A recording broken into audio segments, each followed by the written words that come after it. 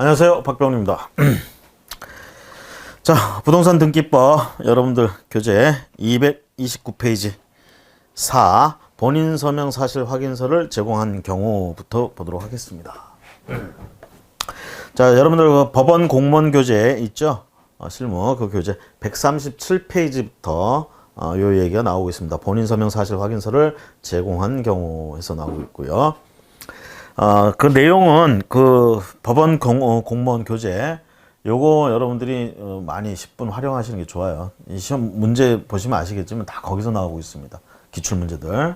그래서 그걸 충분히 그 내용들 그게 이제 원래 실무 등기 실무 뭐 이런 실무 해가지고 막 3권짜리 뭐 이렇게 돼 있는 걸 압축해 놓은 겁니다. 그 법원 공무원 실무 그게. 그래서 그 내용 잘 참고하시고요. 그래서 137페이지 이하에 이 본인 서명 사실 확인서를 제공한 경우 요 얘기가 나와 있으니까 그거 보시기 바랍니다. 자, 문제 바로 볼게요. 자, 본인 서명 사실 확인서에 관한 다음 설명 중 가장 옳지 않은 것은 자, 본인 서명 사실 확인서 서명을 했다는 그 사실 확인서 옳지 않은 것 2번 보실까요? 본인 서명 사실 확인서와 신청서 등의 서명은 본인 고유의 필체로 자신의 성명을 기재하거나 서명자의 동일성을 확인할 수 있는 기호를 표시하는 방법을 해야 된다. 뒷부분이 틀렸습니다. 그 서명은 본인 고유의 필체로 자신의 성명을 기재하고 그 다음에 이렇게 기재하면서 본인 서명 사실 확인서에 그런 신청서 등에 그 서명할 때 본인 고유 필체로 자신의 성명을 기재하는데요. 등기관이 알아볼 수 있을 정도로 명확하게 기재를 해줘야 됩니다. 아시겠죠? 그렇게 하면 맞는 얘기고요. 여기 동일성을 확인할 수 있는 뭐 기호로 표시 이거는 아닙니다. 그 서명을 고유 필체로 자신의 성명을 기재하는 거 이게 맞고요. 이건 아니에요. 그래서 요 얘기가 들어갔기 때문에 틀렸다. 2번 지문. 자, 그 다음에 2번 문제 보도록 하겠습니다. 등기 신청서에 첨부하는 본인 서명 사실 확인서에 관한 다음 설명 중 가장 옳지 않은 것은 그러니까 등기 신청서에 서명하고 했던 것들이 본인이 서명을 했느냐 안 했느냐 그걸 이제 확인해주는 그런 확인서죠. 자, 옳지 않은 것은 4번 보시면 4번 본인 서명 사실 확인서의 부동산 관련 용도란에는 매매를 원인으로 하는 소유권 이전 등기를 신청하는 경우에만 신청할 등기 유형과 거래 상대방 등의 성명, 주소, 주민등록번호, 법인의 경우에는 명칭과 주사무소 소재지 및 법인 등록번호 자 이런 등록번호가 모두 기재되어 있어야 하며 그 밖에 등기 신청의 경우에는 이러한 내용이 기재되어 있지 않더라도 그 등기 신청을 수리하여야 한다. 지금 내용이 이거예요. 지금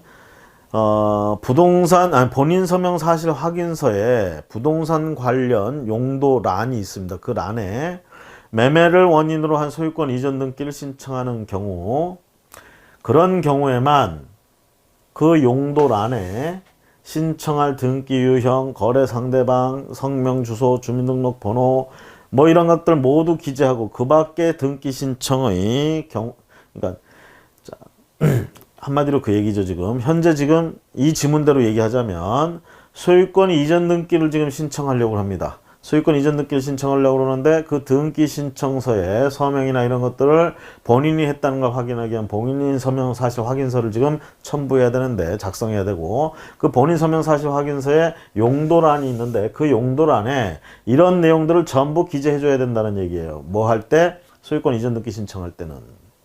그러면서 그 밖에 등기 신청을 할 때는 이런 내용이 기재되어 있지 않더라도 이렇게 얘기를 하고 있습니다. 차별하는 거네. 그죠? 한마디로 얘기하면 이거예요. 이거 틀린 지문입니다. 얘기하자면 이게 이전 등기 신청이든 무슨 등기 신청이든 간에 앞에서 얘기하는 뭐 주민등록번호나 주소나 이런 것들 몽땅 다 기재해야 됩니다. 모두 다 기재해야 됩니다. 소유권 이전 등기할 때만 기재하고 다른 등기 신청할 땐 기재 안 하고 그게 아니에요. 모두 다 기재를 해야 된다라는 것. 그래서 어떤 의미에서 보면은 매매를 원인으로 한 소유권 이전 등기를 신청하는 경우에만 그런 용도란에다 기재할 내용들 그렇게 기재하는 게 아니고 다른 등기 신청할 때도 다른 등기를 신청할 때도 그 내용들은 빠짐없이 누락 없이 다 기재를 해줘야 된다. 그래서 모든 등기 신청에 있어서 그 내용들 중에 빠진 게 있다 그러면 수리하면 안 된다 이렇게 되는 거예요. 다시 앞에 돌아가서 잘 보세요. 4번 지문. 자, 문장이 길다 보니까 이게 주어 서술로도 막 뒤죽박죽이고 그냥 문장 독해하는 것 자체가 일인 것 같아. 그러죠? 잘 읽어보시면 그런 의미를 가지고 있으니까. 자, 4번 지문은 옳지 않은 지문이에요. 자, 그 다음 문제 보도록 하겠습니다. 교재 231페이지 문제 3번. 인감증명서를 가름하여 제출할 수 있는 본인 서명 사실 확인서에 관한 다음 설명 중 가장 옳지 않은 것은? 자, 2번.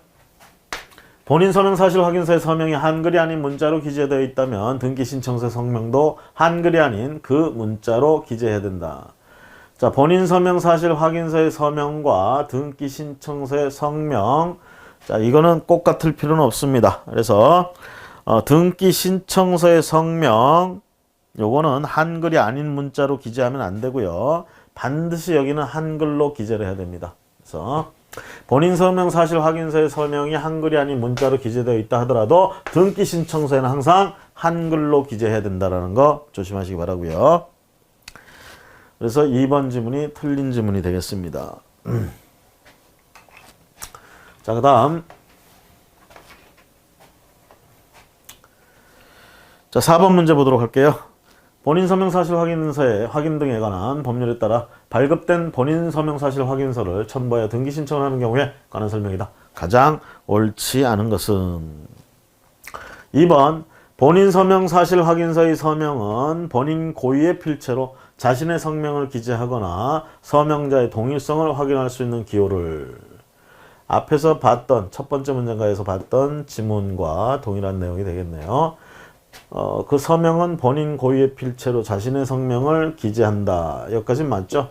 하지만 동일성을 확인할 수 있는 기호 표시 이건 아니라는 얘기입니다. 이건 하는 거 아니에요. 그래서 자신의 성명을 기재하거나 그러면서 어떻게 해요? 등기관이 확인할 수 있는 정도의 명확하게 기재하는 거 이게 중요하다고 그랬습니다. 동일성을 확인할 수 있는 기호로 표시하는 건 아닙니다. 그래서 2번 지문이 옳지 않은 지문이 되겠습니다. 자, 그 다음에 232페이지 문제. 본인 서명 사실 확인서를 첨부한 등기 신청 관한 설명 가장 옳지 않은 것은? 자, 3번 보세요. 3번. 본인 서명 사실 확인서에 서명이 한글이 아닌 문자로 기재되어 있으면 등기 신청서 성명도 그것 똑같다. 이것도 이 문장도 앞에서 봤던 문장입니다. 자, 등기 신청서에는 항상 한글로 기재가 돼야 된다고 그랬습니다. 등기 신청서에는 한글로 기재를 해야 된다. 그래서 본인 서명 사실 확인서와 관계돼서는 이 정도 살펴보고요. 아이고, 앞으로 가버렸네. 자, 이제 5절. 자, 232페이지입니다. 5절. 등기 신청과 관련한 의무사항. 등기 신청과 관련한 의무사항. 그 밖에 이제 의무사항들이 뭐가 있느냐? 이렇게 되겠죠. 자, 1번. 다음은 등기 신청과 관련된 의무의 설명입니다. 가장 옳지 않은 것은? 4번 보세요. 국가가 개인의 토지를 매수하고 소유권 이전 등기를 신청하는 경우에 첨부 정보로 제공하는 매매계약서에는 인지세법에 따른 인지를 첨부할 필요가 없다. 자, 국가가 개인의 토지를 매수하고 소유권 이전 등기를 신청한다. 대개 이럴 때는요, 국가도 개인과 대등한 위치에서 토지를 매수합니다. 그러면 사인과 사인끼리 거래하는 거나 마찬가지로 보게 되고요. 그러다 보면 당연히 인지를 첨부해야 된다라는 얘기가 되겠습니다. 첨부할 필요가 없다. 그래서 틀렸고요. 그래서 우리가 수입인지 납부해야 된다. 이렇게 얘기를 합니다. 인지를 첨부해야 된다. 이 경우에도. 그래서 4번이 옳지 않은 지문이 되겠고요. 자, 그 다음에 인지세에 관해서 이제 봅니다. 이게 이제 등기 신청하고 관련된 의무사항으로서 이제 이게 세금 내는 거, 인지 붙이는 거, 이런 얘기들이 이제 주로 나온다는 얘기죠. 인지세에 관한 다음 설명 중 가장 옳지 않은 것은? 자, 4번 보세요. 주택의 소유권 이전에 관한 증서로서 기재금액이 2억 원 이하인 문서에 대하여서는 인지세를 납부하지 아니한다. 2억 원이 아니고요. 1억 원 이하인 문서에 대해서는 이 기재금액이 1억 원 이하인 문서 요거에 대해서는 인지세를 납부하지 않습니다. 2억이 아니고 1억이라는 점 조심하시기 바라고요. 자, 그 다음 등기 신청과 관련하여 부과되는 의무와 관련된 다음 설명 중 가장 옳지 않은 것은? 자, 이번에 등기관이 등기 신청서를 조사할 때는 국민주택채권 매입금액, 관련 법령상 국민주택채권 매입 면제 요건에 해당하는지 여부 등을 반드시 조사 확인하여야 하나 매입정보상의 매입자 성명을 조사할 필요는 없다.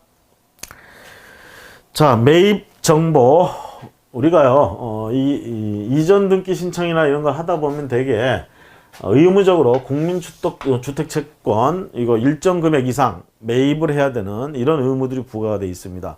그럼 이제 우리가 그 채권을 매입을 해야 돼요. 매입을 하게 되면 이제 매입 필증이라는 게 생기는데 그 매입 필증만 있으면 된다는 얘기입니다. 이전 등기 신청할 때는.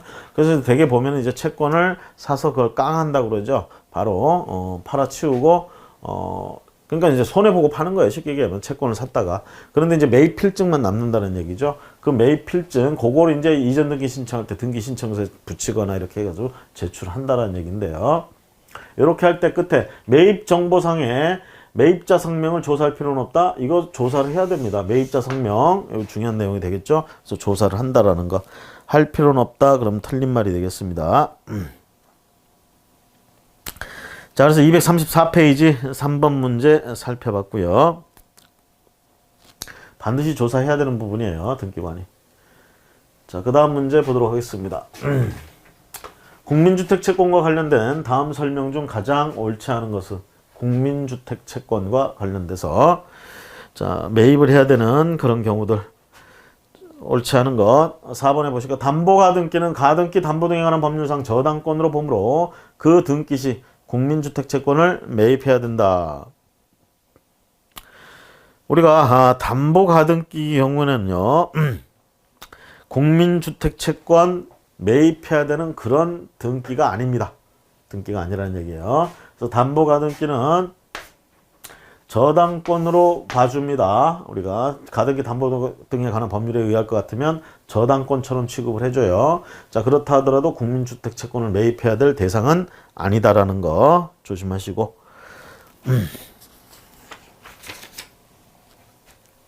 자, 그 다음 문제 보도록 하겠습니다.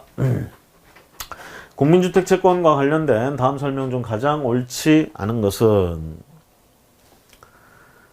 3번에 소유권 이전 등기, 저당권 설정 등기, 그 다음에 저당권 이전 등기를 신청하는 자는 국민주택채권을 매입해야 하나 소유권 보존 등기를 신청하는 자는 이미 지적공부나 건축물 대장 등록 시 국민주택채권을 매입하였으므로 소유권 보존 등기를 신청할 때는 매입할 필요가 없다. 자, 소유권 보존 등기를 신청할 때도요 매입을 해야 됩니다. 국민주택채권 매입 대상은요 밑에 해설 보세요. 해설에 동그라미 3번 X표 돼 있죠. 거기 보시면 국민주택채권의 매입 대상은 소유권의 보존 또는 이전, 저당권의 설정 및 이전에 한하고 있다. 결국은 소유권 보존 등기 신청할 때 국민주택채권 매입하라는 얘기고요. 소유권 이전 등기 할 때도 마찬가지로 매입하라는 얘기고요. 저당권 설정 등기 신청할 때 저당권 설정할 때 마찬가지로 국민주택 매입하라는 얘기고 그렇게 설정한 저당권을 이전할 수도 있겠죠. 그 이전할 때도 국민주택채권을 매입하라는 얘기입니다. 요게 요 네 가지 경우에 이제 우리가 국민주택 채권을 매입하는 케이스가 된다는 거, 대상이 된다는 거. 앞에 문제에서 어땠어요? 가등기 담보 등에 관한 법률에서 인정하고 있는 담보가등기의 경우에 저당권처럼 취급은 되고 있지만 국민주택채권 매입할 필요가 없다고 얘기하고 있죠. 지금 여기서 이렇게 규정을 하고 있기 때문에 그래요.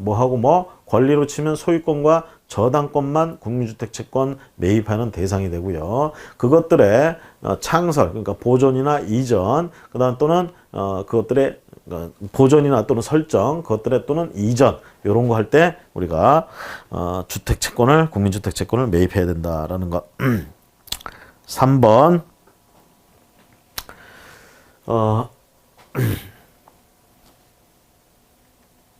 그래서 여기 보시면 이전 등기, 설정 등기, 저당권 이전 등기 신청하는 자는 매입해야 하느나 보존 등기의 경우는 할 필요가 없다. 보존 등기의 경우도 방금 우리가 해설해 봤을 때 뭐예요?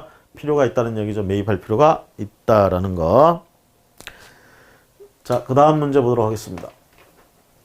등기 신청 수수료를 납부하지 않고서도 우리가 등기 신청, 관공서 가게 되면 되게 촉탁이라고 표현한다고 그랬죠. 이거 나빠지 않고도 할 수 있는 등기 신청에 해당하는 것은, 자, 우리가 건물의 멸실 등기나 말소 회복 등기, 지방세 체납에 따른 압류 등기 같은 경우는 전부 다 뭡니까? 일정 부분 수수료를 내야 돼요. 하지만 이 3번의 토지 분필 등기, 요거는 없습니다. 수수료가 없어요. 여러분들 237페이지에 그 표로 정리가 돼 있는데 그 수수료 없는 게 딱 하나 나와요. 뭐죠? 토지의 분할 또는 합병 등기. 토지를 분할하거나 합병했을 경우 그 등기는 어떻게 돼요? 없다라는 얘기예요. 수수료가. 나머지는 뭐 3,000원 정도의 수수료들이 붙어 있습니다. 참고하시고요. 자, 이렇게 해서 3장 우리가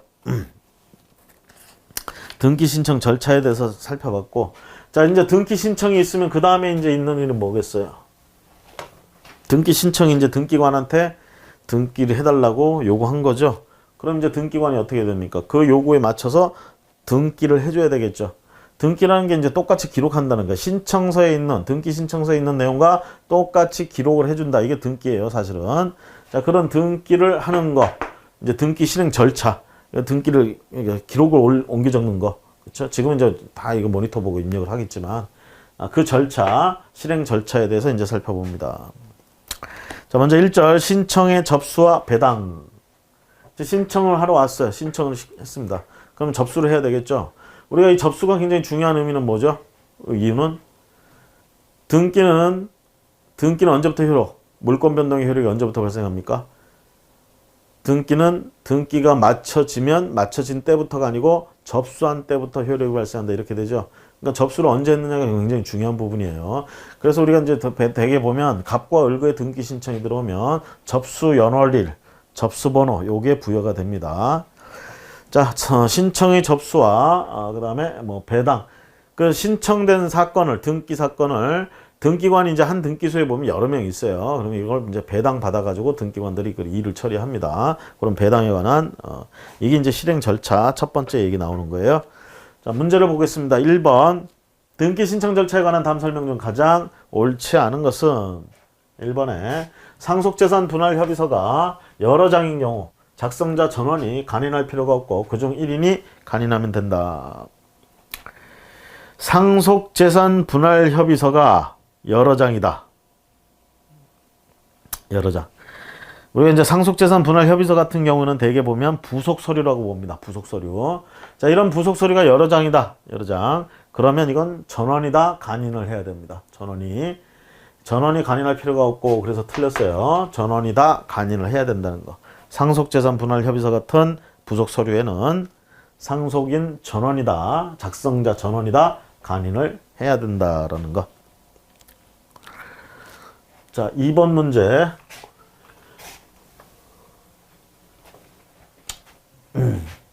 등기 신청의 접수에 관한 다음 설명 중 가장 옳지 않은 것은 무엇이냐? 라는 얘기가 되겠죠. 3번 보실까요? 3번.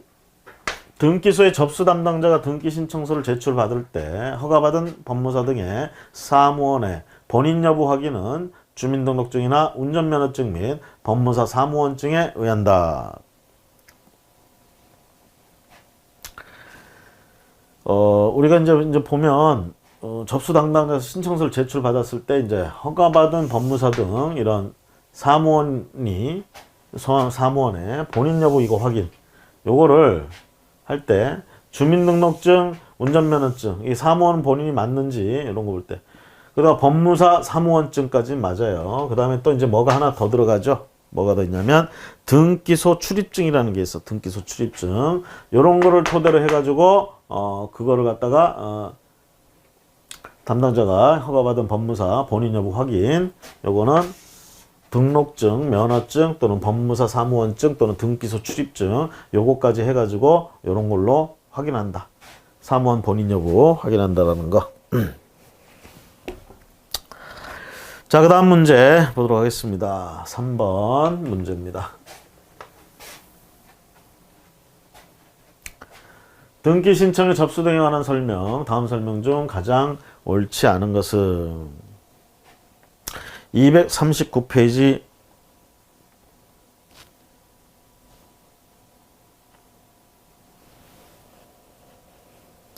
239페이지 하단부에 있는 문제입니다. 자, 옳지 않은 것 2번 보세요. 3번 문제예요. 2번. 신탁으로 인한 소유권 이전 등기를 신청하고 이후에 신탁 등기를 별도로 신청하여도 상관이 없다.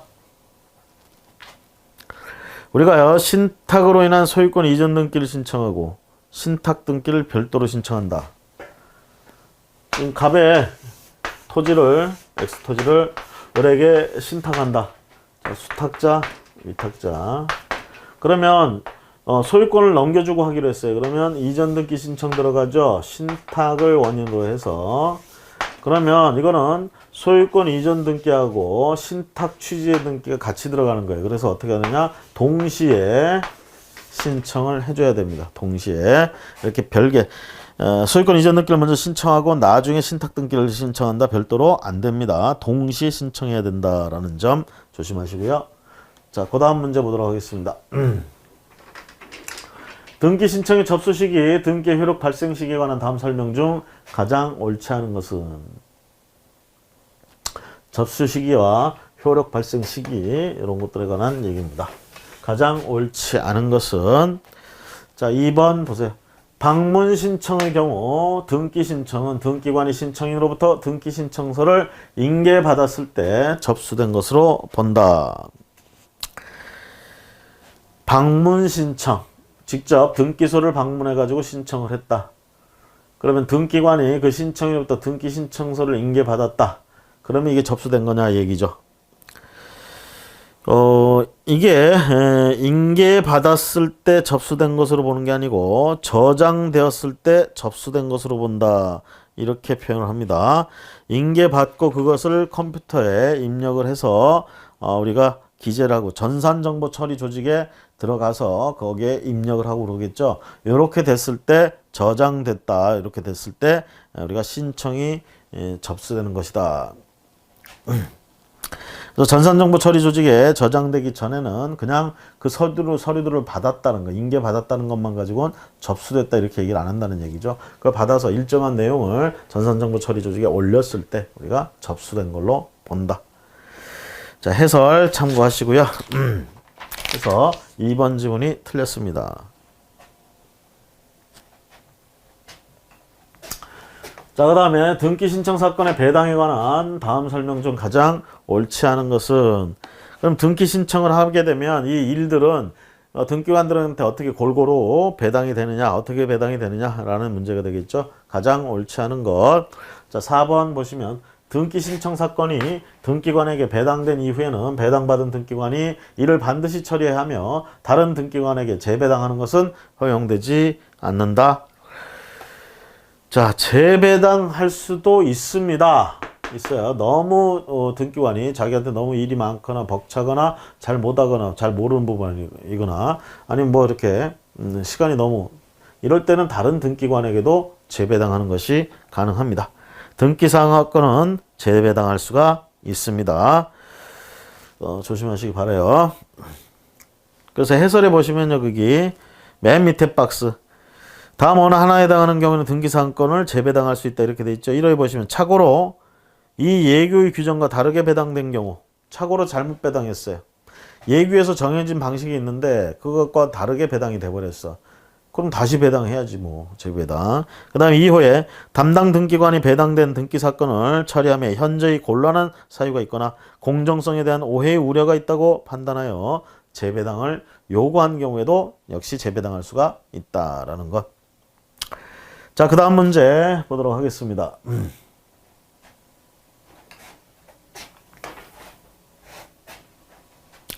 자, 241페이지. 등기 신청의 접수 시기 및 등기 효력 발생 시기에 관한 설명이다. 가장 옳지 않은 것은 접수 시기와 등기 효력 발생 시기. 등기 효력 발생 시기는 등기관이 등기를 마친 때. 그럼 언제 마친 때냐? 이제 지금 전산화되어 있는 거 말고 옛날식으로 하자면 뭐야? 교합까지 했을 때, 교합. 지금은 이제 전자서명 했을 때 뭐 이쯤 되겠죠. 이렇게 하면 등기가 맞춰져. 그럼 등기가 맞춰진 때부터 등기 효력이 발생하는 게 아니고 거슬러 올라가서 어떻게 접수한 때부터 효력이 발생한다라는 거. 자, 가장 옳지 않은 것 2번에 보세요. 2번. 방문 신청의 경우 등기관이 신청인으로부터 등기 신청서를 인계받았을 때 접수된 것으로 본다. 앞에서 살펴봤죠. 접수받았을 때 인계받았을 때 접수된 것으로 본다. 언제요? 전산정보 처리 조직에 저장되었을 때 접수된 것으로 봅니다. 저장되었을 때. 그래서 인계받았을 때 접수된 것으로 본다. 틀렸다라는 얘기가 되겠고요. 자, 7번 문제 봅니다. 241페이지. 등기 신청 접수에 관한 다음 설명 중 옳지 않은 것은 접수에 관한 거. 자, 2번에 양립할 수 없는 등기의 신청이 동시에 있는 경우 등기관은 접수를 거부할 수 있다. 자, 양립할 수 없는 등기의 신청이 동시에 있다 그러면 등기관이 이 접수를 거부하는 것이 아니고요. 일단은 접수를 합니다. 양립할 수 없는 거 접수한 다음에 어떻게 해요? 둘 다 각하해버립니다. 모두 다 각하해버린다는 거. 그래서 양립할 수 없는 등기 신청이 동시에 있는 경우에는 접수를 거부하는 게 아니고 같은 접수 번호를 부여한 후에 같은 접수 번호를 부여했다는 얘기는 뭐예요? 접수를 해줬다는 얘기죠. 동시에 접수를 해줬어요. 자, 그렇게 해놓고 어떻게 하느냐? 29조 2호에 가보시면 등기법 29조 2호에 가면 사건이 등기할 것이 아닌 경우라는 케이스가 나와요. 이런 경우에 사건이 등기할 것이 아니기 때문에 각하해버린다. 그래서 모두 다 각하해요. 두 개 다 모두 다 각하해버린다는 점. 그래서 이번에 양립할 수 있는 거 거부하는 수준에서 끝나는 게 아니고 우리가 각하시켜버린다. 일단 같은 접수 번호로 부여를 해가지고 접수를 한 다음에 각하시켜버린다. 자, 그 다음 문제 보도록 하겠습니다. 등기 신청서의 접수에 관한 설명이다. 가장 틀린 것은 4번에 등기관이 신청서를 접수했을 때는 신청인의 청구 여부에 관계없이 그 신청서의 접수증을 모두 발급해 줘야 된다. 신청인이 청구한 경우에 한해서 접수증을 발급하는 겁니다. 청구도 하지 않았는데 무조건 접수증을 발급한다? 아니어야 될 말씀이시죠. 청구에 따라 신청인의 청구 여부에 관계없이가 아니고 청구에 따라 신청서의 접수증을 발급한다라는 거. 청구에 따라 발급한다라는 거 조심하시고요. 그 다음에 9번 문제 보도록 하겠습니다. 9번. 등기 신청이 동시에 있는 경우에 다음 설명 옳지 않은 것은 등기 신청이 동시에 있는 경우에 관한 설명. 자, 우리가 이제 예를 들면 환매 등기, 환매 특약의 등기 같은 경우는 이제 매매 계약과 맹매 계약에 의한 이전 등기 신청과 동시에 해야 된다. 뭐 이런 것들 있잖아요. 자, 이런 거 등기 신청이 동시에 있는 경우에 관한 다음 설명 중 옳지 않은 것은 3번. 같은 부동산에 관하여 2개 이상의 촉탁서가 동시에 등기소에 도착한 경우에는 촉탁일자의 선우에 따라 접수번호를 부여해야 한다. 촉탁서가 동시에 등기소에 도착했다. 그러면 촉탁일자 선우에 따라서 접수번호를 부여하느냐. 자, 동시에 도달했을 때는요. 가장 먼저 접수된 사건의 접수번호를 각각의 촉탁서에 부여한다. 자, 243페이지 해설 동그라미 3번 X표 되어 있는 거 또 세 줄 내려와서 보시면 동시에 도착했다 그러면 어떻게 해요? 가장 먼저 접수된 사건의 접수번호를 각각의 촉탁서에 부여한다. 자, 촉탁일자 선호에 따라 접수번호를 부여한다? 아니고요. 해설에서 보는 것처럼 동시에 도달했다 가장 먼저 접수된 사건의 접수번호를 각각의 촉탁서에 부여한다. 조심하시고. 자, 그 다음 문제 보도록 하겠습니다. 10번. 자, 반드시 동시 신청해야 하는 등기에 해당하지 않는 것은 동시 신청.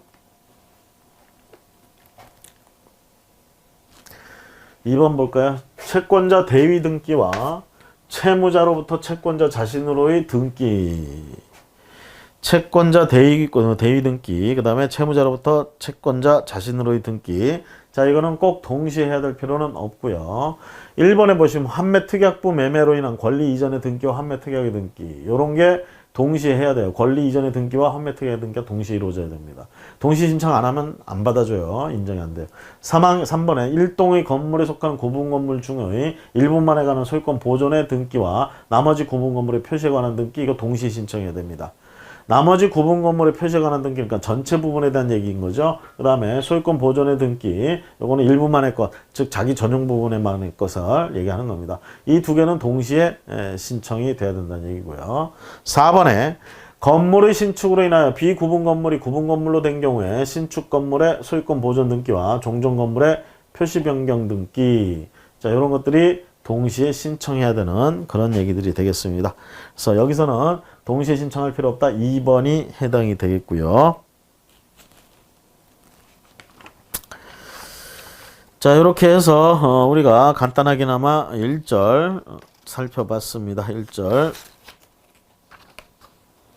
신청의 접수와 배당에서 살펴봤고요. 자, 244페이지 가보시면 등기 신청의 이제 조사 이렇게 봅니다. 우리가 이제 등기 신청을 하면 그 신청 내용의 진위 여부라든가 진정성, 자 우리가 이제 이런 게 의심이 가는데, 그럼 이런 것들을 갖다가 심사할 수 있는 권한이 누구에게 있느냐? 누구에게? 등기관에게 있죠. 등기관에게. 자 근데 이 등기관에게 이런 심사 권한이 실질적으로 심사 권한이 있느냐, 형식적인 심사까지만 할 수 있느냐, 이제 이게 또 논란이 될 수 있고요. 대개 우리는 형식적 심사 권한이 있다 이렇게 얘기를 합니다. 등기관에게는 형식적 심사 권한이 있다. 자 그러니까 뭐예요? 갖고 온 자료만 놓고 그 토대 안에서 우리가 겉모습만 보고 판단해 준다 이 얘기입니다. 실질적인 부분 심사할 권한이 있느냐, 그러니까 현장에 나와서 검사도 하고 이게 진짜 맞는지 얘들이 신청한 내용대로 맞는 이런 걸 다 실질적으로 검사할 그럴 권한은 없어요. 실질 심사할 권한도 없고 그럴 의무도 없다라는 거. 대개는 형식적 심사를 하고 있다라는 거 조심하시고요. 자, 그런 걸 이제 토대로 우리가 문제를 풀어보도록 하겠습니다. 그래서 244페이지 1번 등기 신청에 대한 등기관의 심사 권한과 관련된 다음 설명 중 가장 옳지 않은 것은 3번에 등기관은 한 동의 건물을 구분한 건물의 등기 신청에서 그 구분 소유권의 목적인 건물의 표시에 관한 사항이 집합 건물의 소유 및 관리에 관한 법률 1조 또는 1조 2와 맞는지 여부를 조사해야 된다. 그 밑에 해설 보시면 동그라미 3번 X표시 가지고 굉장히 장황하게 지금 설명을 하고 있죠. 장황하게. 장황하게 설명하고 있는데 예전에는요, 등기관이 형식적 심사권밖에 없어. 그러다 보니까 실제로 얘들이 구분 건물을 등기 신청했을 때 구분 건물로 이용하고 있는지 안 하는지 형식적인 심사권밖에 없으니까 나가볼 수가 없었잖아요. 그래서 그 부분에 한해서 실질적인 심사권을 줬었어요. 그래서 구분 건물에 대해서는 등기해줄 때 실질적 심사를 할 수 있었어요. 그러니까 실제로 이게 등기 구분이 돼 있는지, 독립해서 그렇게 생활할 수 있게 돼 있는지 요딴 걸 현장에서 확인할 수 있게 그렇게 길을 열어놨고요. 그게 다시 폐지가 돼서 이제 어떻게 되느냐, 그렇게 실질적 심사권은 없습니다. 등기관들에게 형식적 심사권만 있다라는 거 조심하시면서, 자 2절 문제 봅니다. 등기 신청에 대한 등기관의 심사 권한과 관련된 다음 설명 중 가장 옳지 않은 것. 심사 권한과 관련된 설명. 옳지 않은 것. 3번. 그 표시가 돼 있네요. 3번. 등기관은 한 동의 건물을 구분하는 건물의 등기 신청에서 그 구분 소유권의 목적인 건물의 표시에 관한 사항이 집합 건물의 소유 및 관리에 관한 법률 1조 또는 1조 2와 맞는지 여부를 조사해야 된다. 등기관은 모르지만 뭐에 끝에 조사해야 된다. 뭘 조사해? 구분 소유권의 목적인 건물의 표시에 관한 사항이 집합 건물의 소유 및 관리에 관한 법률 1조 1조 2와 맞는지 여부 요딴 거를 우리가 등기관이 조사를 해야 될 권한, 의무가 있느냐 했을 때요. 요거 이제 거기 설명 보시면 아시겠지만 규정이 삭제됐어요. 실질적 구분 건물에 있어서 실질적 권한을 심사 권한을 줬었어요. 등기관들한테. 근데 지금은 그거 없애버렸습니다. 없애가지고 실질적 심사 권한, 심사 의무 이딴 거 없어요. 이딴 거. 자, 그 부분 조심하시고, 그래서 3번 옳지 않은 게 되겠고요. 그 다음 2번 문제 보도록 하겠습니다. 등기관의 등기 신청에 대한 심사 권한에 관한 다음 설명 중 가장 옳지 않은 것은 심사 권한에 관한 얘기. 자, 2번 등기관은 등기 신청이 실체법상 허용되는 것인가의 여부를 심사할 권한은 없다. 실체법상 허용되는 것인가. 그러니까 예를 들면 우리가 유치권 같은 거 등기할 수 있나요? 등기할 수가 없죠. 그렇죠?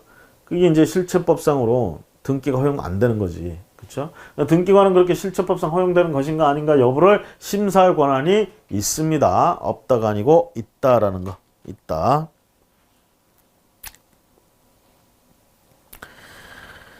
자, 그 다음에 등기 신청의 보정, 취하, 각하 이렇게 보도록 하겠습니다.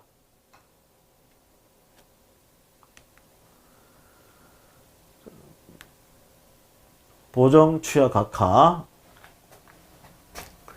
등기 신청의 보정, 취하, 각하에 관한 다음 설명 중 가장 옳지 않은 것. 보정한다는 얘기는 뭐예요? 신청서, 등기 신청서의 뭐 어떤 기재 내용이라든가 거기에 첨부 서류라든가 이런 것들이 뭔가 빠졌다든가 요건을 결했을 때 이걸 금방 하루 24시간 안에 고칠 수 있다. 그럼 우리가 보정을 한다 이렇게 얘기를 해요.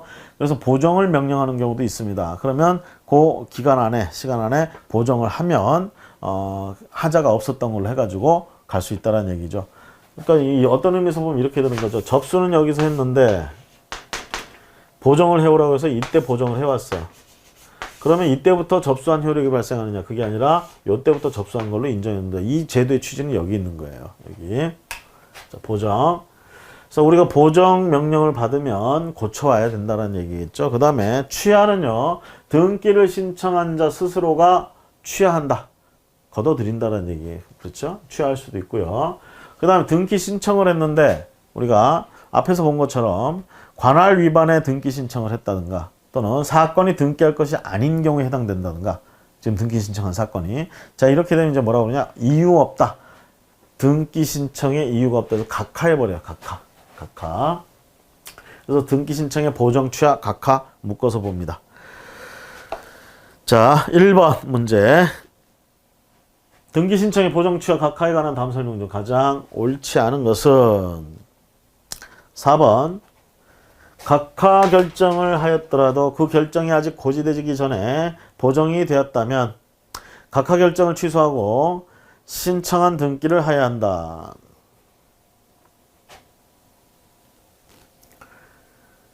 각하 결정을 하였더라도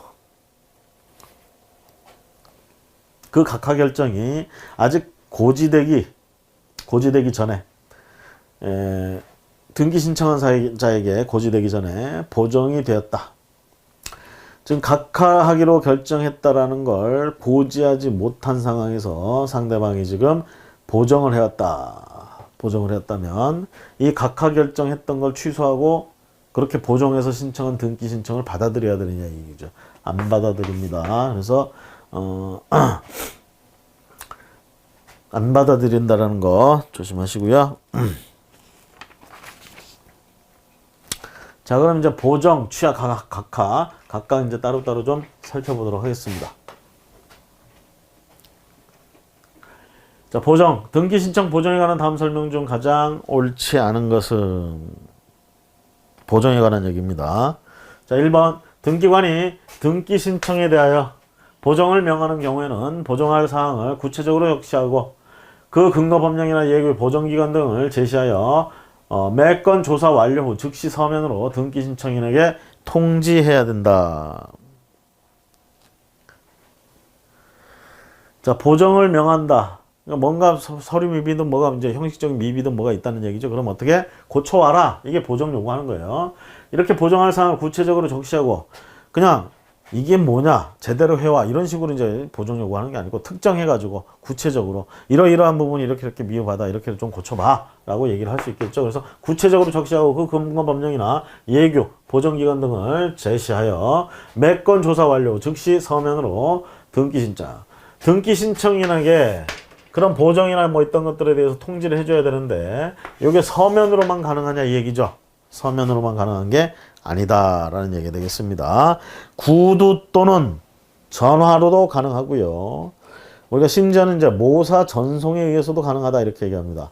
모사 전송이란 다른 말로 얘기하면 팩스 같은 것들 얘기하는 거죠. 팩스. 그래서 구두 또는 전화나 팩스 이런 방법에 의해서 등기 신청인한테 통지해준다. 보정에 관해서 내용들을 통지해준다라는 것.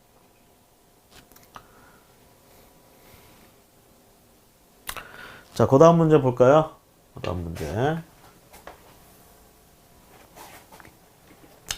서면에 의한 방문 신청의 방법으로 등기를 신청한 경우 그 등기 신청의 보정 취하에 관한 다음 설명 중 가장 옳은 것은 보정 취하에 대해서.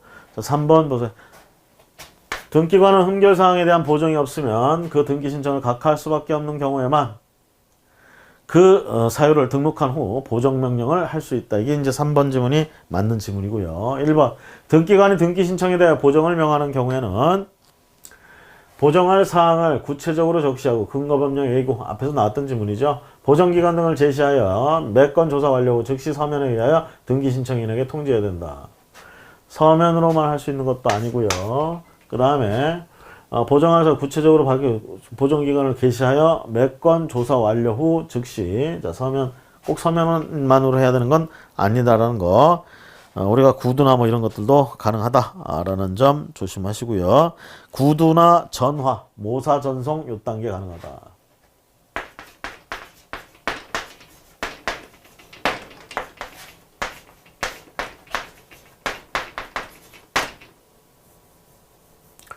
모사 전송. 그렇죠? 이런 방식들로 우리가 통지할 수가 있다라는 건 누구에게? 등기 신청인에게. 자, 그 다음에 2번에 보정을 위하여 필요한 경우에 신청서 또는 그 부속 서류를 신청인에게 반환할 수 있다. 보정을 위해 필요하다 하더라도 반환을 할 수가 없습니다. 반환은 안 돼요. 그 다음에 4번에 등기 신청에 취하는 원칙적으로 서면으로 해야 하나 자연인 또는 법인 아닌 사단이나 재단이 직접 등기 신청을 한 경우에는 구두로 할 수 있다. 자, 등기 신청을 취하는 원칙적으로 서면으로 해야 되나? 취하. 등기 신청도 서면. 자, 취하도 이제 서면. 자, 원칙은 서면. 자연인 또는 법인 아닌 사단이나 재단이 직접 등기 신청을 한 경우에는 구두로도 할 수 있느냐 이 얘기죠. 서면으로 해야 됩니다. 일단 서면으로 해야 되고요.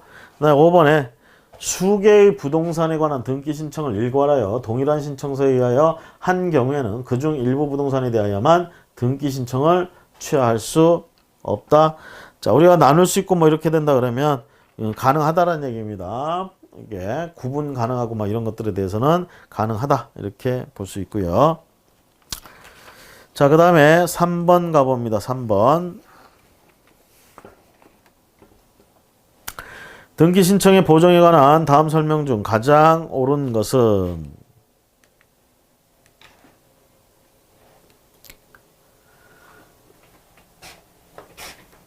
보정에 관한 설명 중 가장 옳은 것은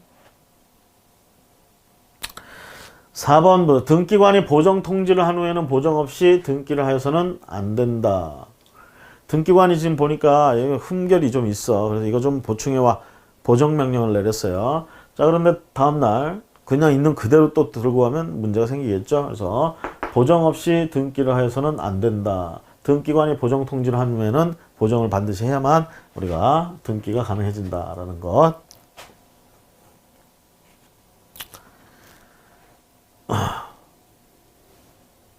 그래서 4번이 등기관이 보정 통지를 한 후에는 보정 없이 등기를 하여서는 아니 된다. 보정 통지 받았으면 반드시 보정을 해서 등기 신청을 하러 가야 되고요. 4번이 맞고. 자, 1번에 등기 신청서의 보정은 신청인 또는 대리인이 직접 해야 하므로 제출 사무원을 할 수 없다? 할 수 있습니다. 제출 사무원도. 자, 그 다음에 2번에 보시면 보정명령의 통지는 반드시 서면, 전자메일 등 근거를 남길 수 있는 방법으로 해야만 하느냐라는 얘기죠. 구두나 전화, 메일 전송도 가능합니다. 모사 전송도 가능해요. 자, 그 다음 세 번째. 보정을 위하여 불가피한 경우 등기관의 신청서는 그 부속 서류를 신청인에게 반환할 수 있다. 보정을 위해서 불가피한 경우 등기관은 신청서나 부속 서류를 반환할 수 있느냐? 자, 그렇게 해서는 안 되겠죠. 반환할 수 없습니다. 4번이 옳은 지문이 되겠고요. 상대적으로. 자, 그 다음에 이제 4번 문제 가봅니다. 4번.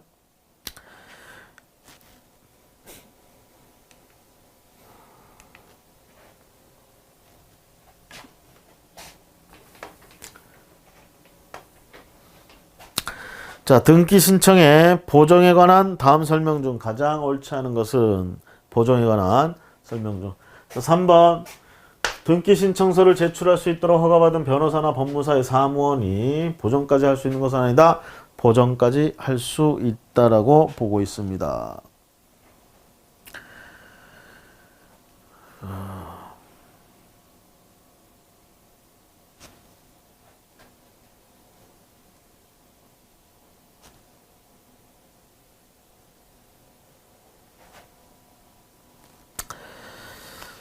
자, 그래서 거기 옳은 것은 자, 249페이지 문제 5번 봅니다. 등기 신청의 보정에 관한 다음 설명 중 옳은 것은 옳은 것.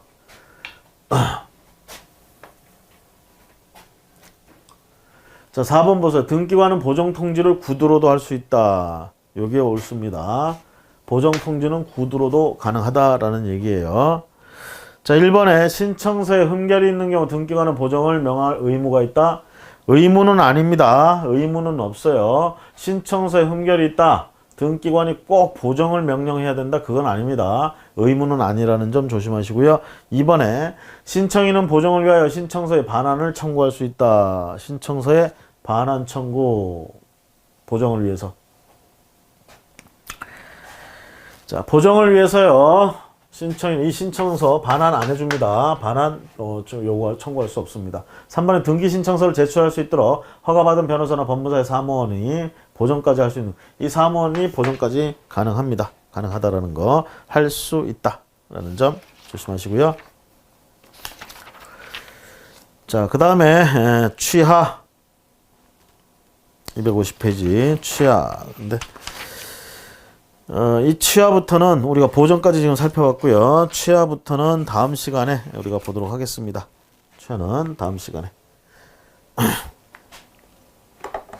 자, 오늘 수고 많으셨고요. 여기까지 하겠습니다.